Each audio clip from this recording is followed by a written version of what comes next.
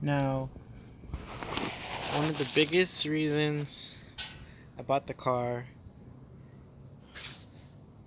wasn't so much for the chassis, because realistically speaking, it's a lot of extra work kind of for no reason. Especially seeing that finding an e36 chassis isn't too hard nowadays. At least not yet. It will be, but it's not yet. But one of the biggest reasons that led me to buying the car was just all the extra parts that it came with.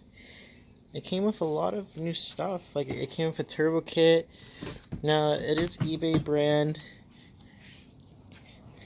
so I'm probably not gonna run it just yet.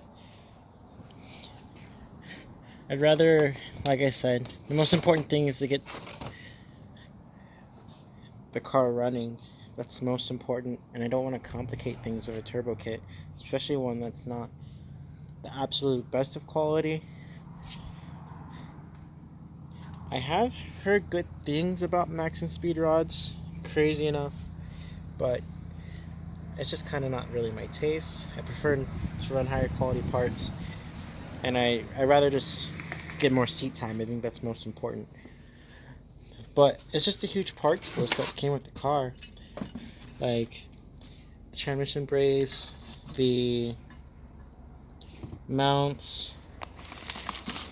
It came with a whole bunch, like Commodore Speed Shop parts too, like the steering coupler.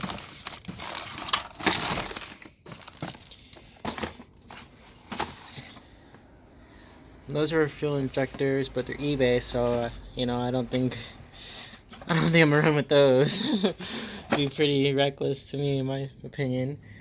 Injectors is probably the number one thing you don't want to cheap out on. It came with ARP head studs. Now these are for the M52 engine, and I have I guess the M50 engine. That's what it says right there. And I have M54, so I don't really have use for this stuff too much. But still, it's just a whole bunch of extra stuff, like brand new air filter, so I don't have to buy one of those, and I can still run that even with the NA setup. So yeah, and here's the intercooler. Just a whole bunch of stuff that came with the car. It even came with a brand new clutch kit.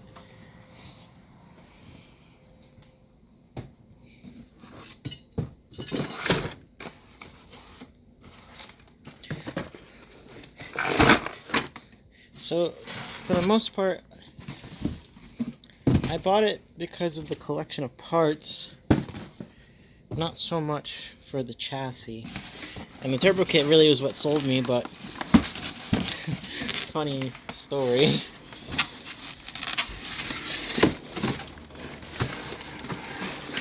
It's hard to open this with one hand, but you can see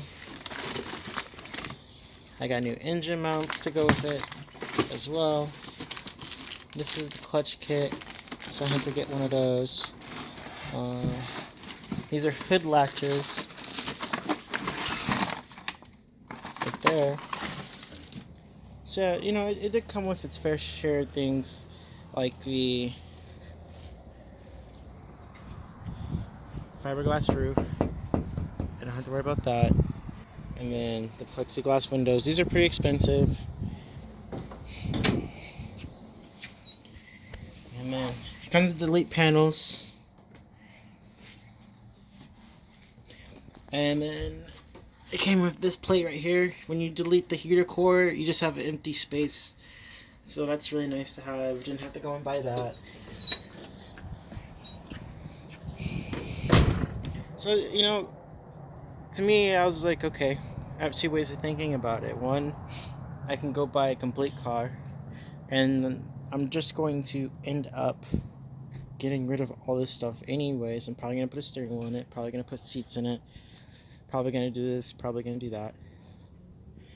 So, honestly, it just kind of made sense to me just to buy one that's already been kind of done with some of the parts I was going to throw on it anyways. Saves me a little bit of time. Only thing I'm not too happy about is with how much stuff he took off, because he made doing this a lot harder. Also ran to the junkyard, ended up picking up a 391 diff. I'm gonna go get that welded. And then yeah, here's the ZF trans that also came with the car. And that was the biggest thing. The ZF trans is the most important part when you get these BMWs, because you can find 325i's for sale all the time, but the 328i is a little bit more harder to come by, and the 328i comes with the ZF trans, and that ZF trans is really what led me to get this car, because there's not too many of those popping up. So